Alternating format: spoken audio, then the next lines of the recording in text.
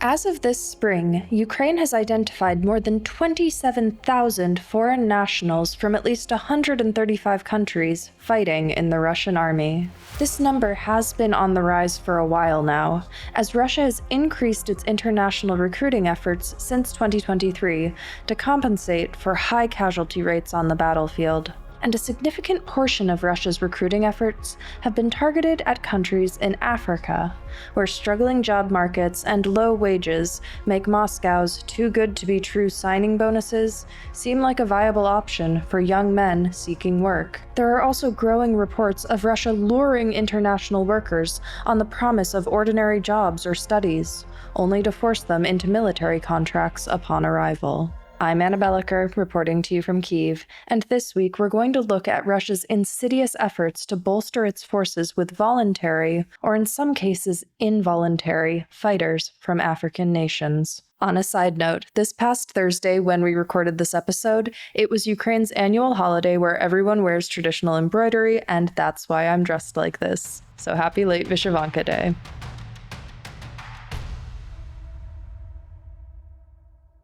Russia recruiting mercenaries in Africa didn't start with the full-scale invasion of Ukraine. But it should be noted that the countries in Africa that Russia has historically recruited fighters from, and the ones that they're currently recruiting from, are not exactly the same. When you think of Russia's presence in Africa, your mind might first go to the Wagner Group, the Kremlin-funded private military company previously run by the now-deceased Yevgeny Prigozhin. Soldiers employed by the Wagner Group were notorious for their participation in the invasion of Ukraine since 2014. And in parallel, they were separately contracted to fight on behalf of Russia-friendly regimes during civil wars in countries like Syria, Libya, and the Central African Republic. For some time, Wagner was considered something of a Russian army for hire. It was funded in part by the foreign regimes that it fought for. Russia's mercenaries helped the president of the Central African Republic to stay in power, and he paid Russia back with the Central African Republic's resources. But you really don't hear as much about Wagner these days as you did in the first 2 years of the full-scale invasion. The group largely fell out of public view with the death of its leader in an August 2023 plane crash, not long after he tried to stage a brief, unsuccessful coup against the Kremlin. The way that Russia recruited in Africa through Wagner is different from what's happening now. In the case of Wagner, recruitment was mainly to find men to flesh out militias or provide reinforcement for local operations. Russia's recruitment efforts since 2022 have a very different objective: to transport volunteer fighters from their home countries to the battlefield in Ukraine. With Russia's military consistently losing tens of thousands of men per month to death and injury, and a supreme hesitance on Putin's part to announce another round of the draft for an increasingly unpopular war, a clear pitch emerges. People need paid employment, and Russia will pay them to be in the Russian military. According to the Africa Center for Strategic Studies, since 2022, Russia has drawn the most recruits from Kenya, Egypt, Ghana, Cameroon, Nigeria, and Zimbabwe, although fighters have been recorded from at least 36 countries across the continent. So, what do these recruiting tactics look like? Sometimes recruitment is floated in Telegram channels. Sometimes it starts with ads for super cheap flights to Russia that are offered by a so-called travel agency that starts bringing up military contracts after a while. Sometimes it's an ad on social media for a job in Russia that features a lot of information about the perks and not a lot about the actual job duties. Too good to be true seeming promises like salaries of several thousand USD per month, huge signing bonuses, and easy pathways to Russian citizenship are waved around as incentives. It's not illegal to offer high wages in return for a highly dangerous job. Oil rigs get plenty of workers. But there's a spectrum of reported experiences ranging from seeing overt ads for high-paying military service to receiving cleverly disguised solicitations for all sorts of jobs that turn out to be military service in disguise. And then there are reports of outright illegal coercion. A Kenyan man interviewed by the New York Times this month described being cold approached on the street in Nairobi and talked into taking a retail job in St. Petersburg. However, when the man arrived in Russia, he was pressured into a military contract and sent to the front within a week. Other men describe being recruited as bodyguards or other security-related roles, only to find themselves as soldiers. Now, when asked about the matter, both Russian Defense Minister Sergei Lavrov and Kremlin Press Secretary Dmitry Peskov claimed to have no knowledge of illegal recruitment, affirming that all foreigners in the Russian military entered via standard volunteer channels. It should be noted that Russia is preying on several exacerbating factors that make various African countries more vulnerable to scams and coercion involving international work. First, they target countries with struggling job markets and a lot of young people out of work. The median age across the entire African continent is 19 years old. So out of 1.5 billion, that's a lot of working-aged people who aren't all able to make a living at home. There are even countries like Kenya that have explicit economic goals based around their citizens working abroad and sending money back. And incidentally, Kenya's intelligence service estimates that over 1,000 of their citizens have been recruited into the Russian military. Russia also targets countries that it's hard to immigrate away from by traditional visa routes. The promise of an easily obtainable Russian passport is very enticing if you're from a country that foreign visas and work permits are rarely issued to, and you don't think you'll have another opportunity to go abroad. Investigative firm Impact, together with the I Want to Live project that aids soldiers who want to defect from the Russian military, found that Russia specifically targeted young people with aspirations to pursue higher education and jobs abroad, particularly in Europe. In 2024, we actually interviewed 2 men from African countries who had been funneled into the Russian military, and let's just hear from one who traveled from Somalia to Russia for work, only to find himself on the front lines. Okay, last year, all people was talking about the visa to go in Russia, the easiest visa to all European, because East and West European, they are not accepting my Somalian passport. Why, I don't know. Russia accepted. So I said, this is my chance to go to the European life, to try to find a good money for my family. And I traveled, and all people, they tell me you can travel with tourist visa and go there, search for a good job. And I see the posters of army people standing like this, and I thought this is another opportunity for a job. I called the number and they told me, come to this location. I went to that location. They tell me there is kind of job like this, like this, like this. You can afford you a job in hospital, bank, something like that. So when I applied, they told me you already accepted. I said, well, nice. I took my luggage. So it was like that fast? Easy. Which job did they offer you?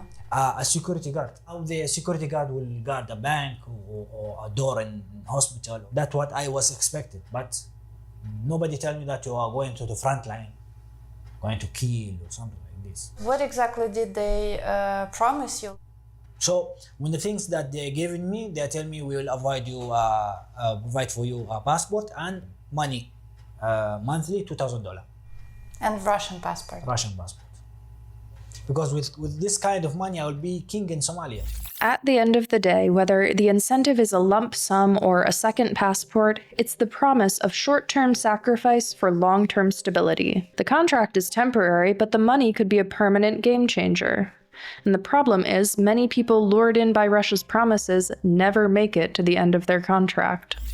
Before we move on, I'd like to tell you about our biggest community effort of all time, which just kicked off this week.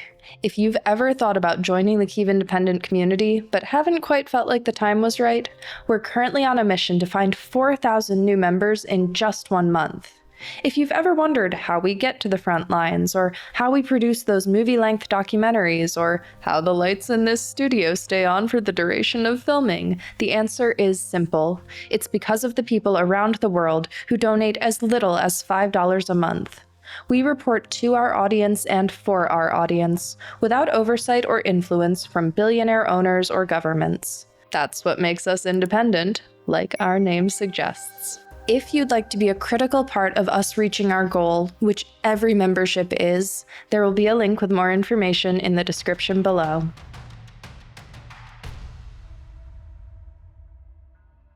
Whether by enticement or entrapment, it's clear that Russia's primary objective is to get contracts signed. They are not, as a rule, concerned about how many foreign fighters make it home after. They're not recruiting elite fighters, and they're not trying to build them either.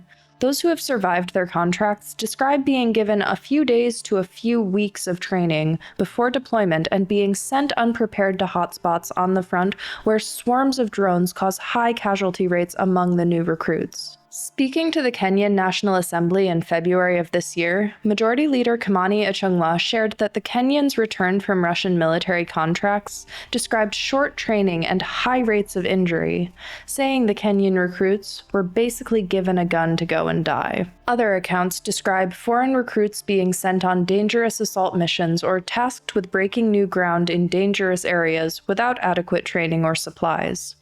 A 28-year-old South African recruit interviewed by Al Jazeera in March described foreign fighters as cannon fodder and said that some didn't even know how to fire their guns before they were sent on assaults. And even videos posted by Russian troops show clear disdain for the value of foreign lives.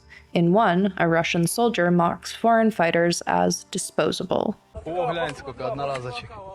Еще и поют. Радостные. Ничего, ща на залив пойдут. По-другому запоют. We spoke with Andrei Yusov of Ukraine's military intelligence service, who told us how this issue has developed over time. Плани Росії з початку повномасштабного вторгнення в Україну. Russia's plans for a full-scale invasion of Ukraine remain unchanged. It's to increase the number of foreign mercenaries, because this allows Putin to solve a number of problems at once, in particular, reducing social tension, reducing losses among the local population. And in the end, the costs of employing foreign mercenaries are lower than those associated with Russian citizens. If in 2023 this figure was more than 160 citizens of African countries, then in 2025 it was more than 1,500 people. It is clear that this data is incomplete. In reality, the figures may be higher. And Putin only plans to expand this further, as much as the budget and military capabilities allow. We know that in the ranks of Russia's armed forces, in the occupation corps, citizens of 40 African countries are fighting against Ukraine. Representatives of 15 African countries are in captivity. They include Egypt, Nigeria, Cameroon, Kenya, Togo, Ghana, Somalia, Congo, Benin, Uganda, Sierra Leone, Algeria, Burundi, Senegal, and Morocco. General statistics show that most foreign mercenaries die within the first 4 months of signing a contract. And among citizens of African countries, these figures are even higher. As a rule, these are people without basic military education and training.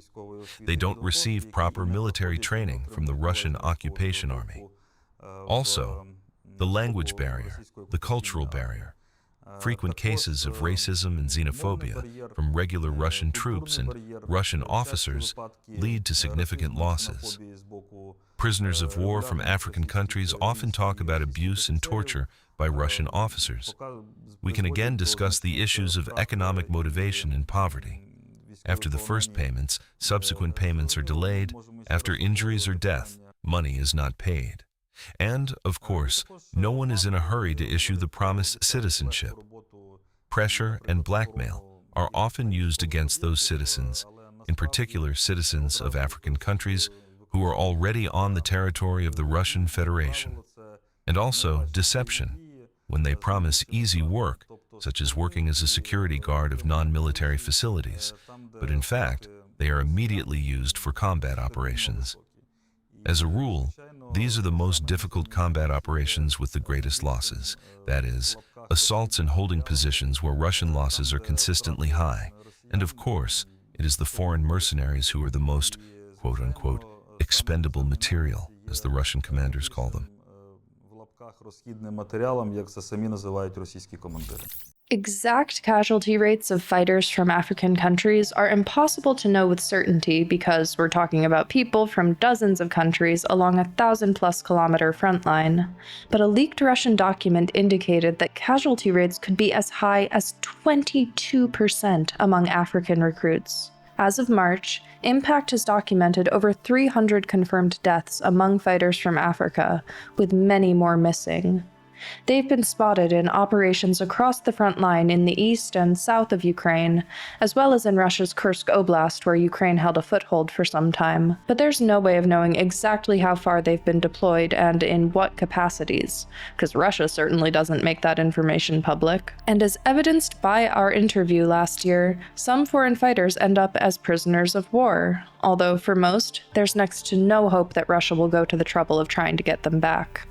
According to Foreign Minister Andrei Sybiha, most POWs from African countries are captured during their first mission, again implying a lack of preparedness. While Ukrainian POW camps are vaguely said to hold up to dozens of prisoners each without specifying exact nationalities, we can really only estimate based on publicly available information, which indicates that far, far more of Russia's foreign fighters are meeting their deaths on the battlefield than being taken prisoner.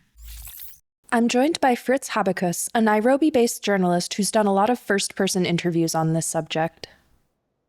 So I've mostly done research in Kenya, and I've talked to several people, both people that have been conscripted into the Russian military and to family members who are missing or have lost family members. And the stories were all pretty much aligned. So I talked to one guy, we called him Daniel in our story, and he arrived in St. Petersburg, was then sent to Moscow, and within a couple of days, he went from opening up a bank account, signing a contract, and being deployed to the front. He did not receive any training. He didn't even know how to hold a gun. He didn't know what the sound of a drone was. He had no clue what was going on. And we heard stories from different Kenyans that came to Russia, and they received minimal training. And what kind of combat were they sent to engage in? What kind of assaults? So most of them are being sent to the most dangerous parts of the front. They're used as mules to carry supplies or weapons through the front line. One protagonist I talked to was later used for shooting down drones with a shotgun, which obviously is like extremely dangerous. And what they consistently told me is that Africans were being used at the most, not only at the most dangerous jobs, but also at the most dangerous positions, the most vulnerable positions. And is there any way to get out of a contract like that? Like what, I mean, obviously besides fulfilling it to the end, what are the ways that people end up leaving? Well, the sad reality is that a lot of them leave because they're killed. The people that I've spoken to, some of them try to get out, they try to argue. There is a lot of reports of them being threatened when they said they don't want to continue working. There's reports of the threat of violence, some of them being threatened to shoot. That was what one protagonist told me, that I'm surrounded in these military camps by Russian speakers. Everyone has a gun. So I think you have to keep that in mind, the kind of situation that these men are completely lost, not knowing, into a war that isn't theirs, and being constantly pushed around, insulted also in many cases. The only other way to get out was to escape and to organize, to desert and make their way to the Kenyan embassy, for instance, and see if they have any means to get them out of the country. And then if people are able to get home, what does life look like afterwards, after going through something like this? Well, they went in the hope to make a lot of money, right? So like a lot of youth is not employed here in Kenya, and even if you can find a job, you make very little money. So they went to Russia in the hopes of, earning maybe $1,000 a month, $2,000 a month. The thing is that a lot of these promises, even if they have been fighting for Russia, are not holding true. So there is a lot of cases where the men did not get their promised salary. They did not get the signing bonus. So they come back, risk their lives, but in many cases they didn't even get paid for that, or they only get paid a share. Plus, they are very traumatized. There also is no kind of like psychosocial training, so they're left alone with their PTSD and whatever they come and their baggage they come with. So a lot of them just like start or end up right where they started before they went. What kind of recourse do their families have to find out information about them if they go missing, if they're killed? What kind of tracking is there? I spoke to family members who had no clue where their sons, their nephews, their brothers were. Some of them were able to be in touch with them throughout the beginning of their deployment. And then very often, as soon as they got deployed to the front, either their phones were taken away, they had lost their phones, there was no service. So in a lot of cases, just the contact at some point broke and they were not able to get in touch with their families. So there is no like official system of what happens if they are in combat, if they get injured, because that wasn't planned for. They were not planning to go to the front line, at least in the cases that we have spoken to. It obviously also has like a big impact on the communities, on the families back home. You know, a lot of them say, we want to know where our sons are, even if they're dead, please bring them back. Like, we want to know, we cannot say goodbye if we don't know where their bodies are.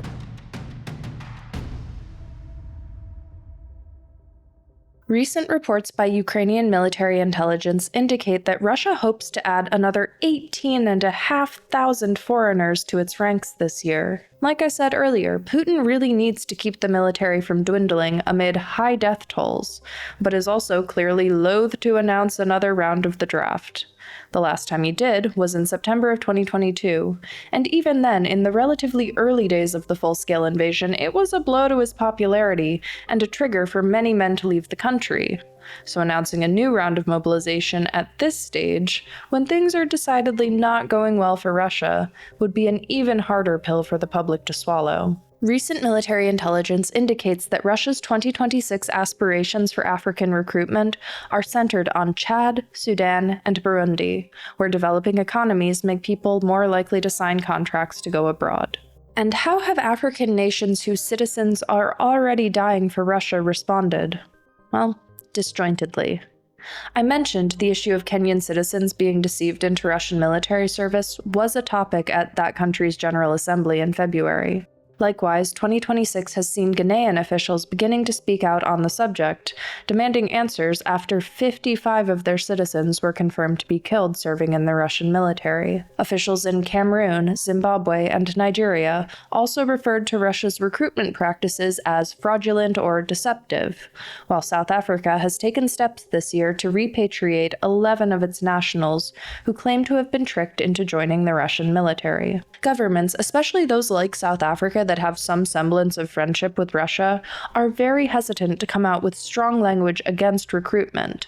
And others, like Kenya, are forced to contend with the fact that their own policies on foreign work make them more attractive targets for bad actors like Russia.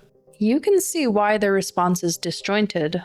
Foreign mercenaries from anywhere in the world often fall into legal gray areas in their home countries and those they fight for, and it can be hard to issue a blanket condemnation on the topic, or a solution on how to proceed when things go wrong. Within the same country, some citizens might become foreign mercenaries via enthusiastic consent, and others might be coerced against their will.